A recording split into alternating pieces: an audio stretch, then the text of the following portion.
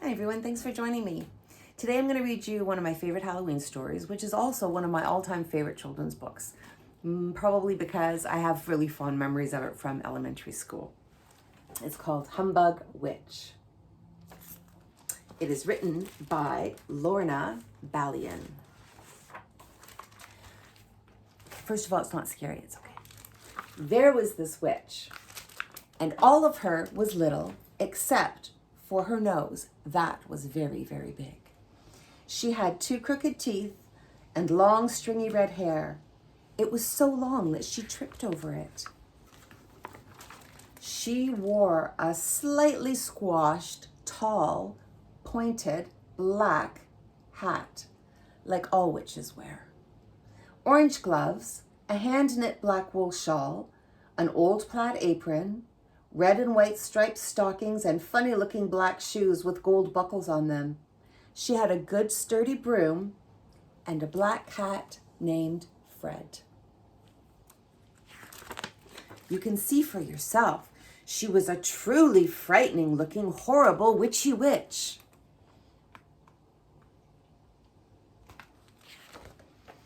But when she tried to do things, they would never work out the way they were supposed to for witches.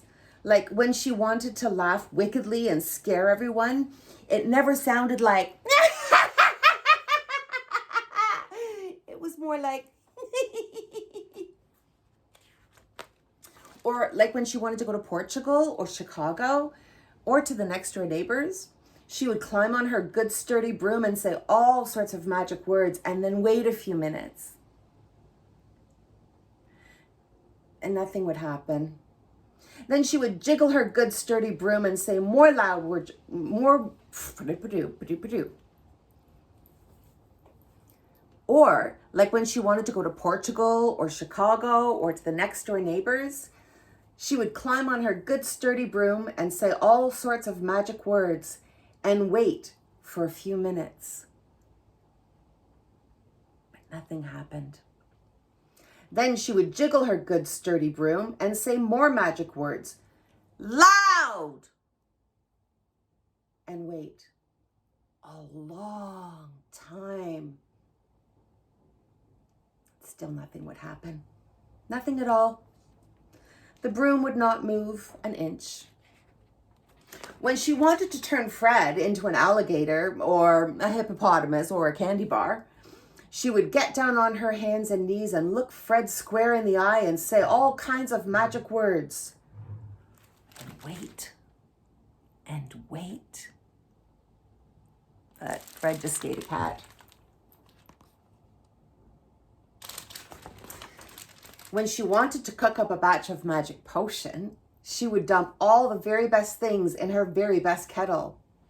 Things like sour milk, paprika, molasses, prune pits, eggshells, hair tonic, apple peelings, pickle juice, cinnamon, genuine rainwater, cough syrup, and peanut butter.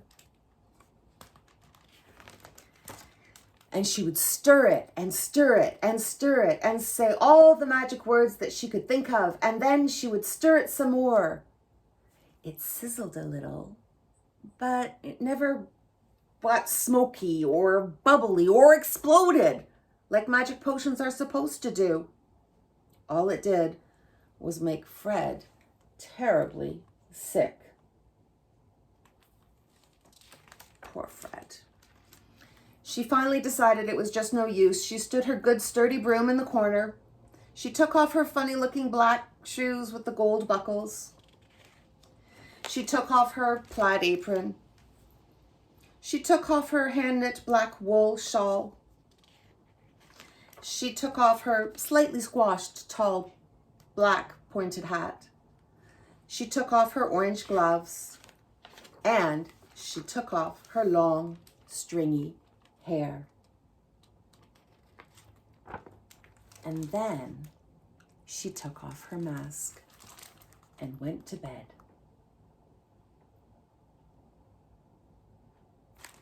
And so did Fred. The end. Hope you enjoyed it. Have a great day. Happy Halloween.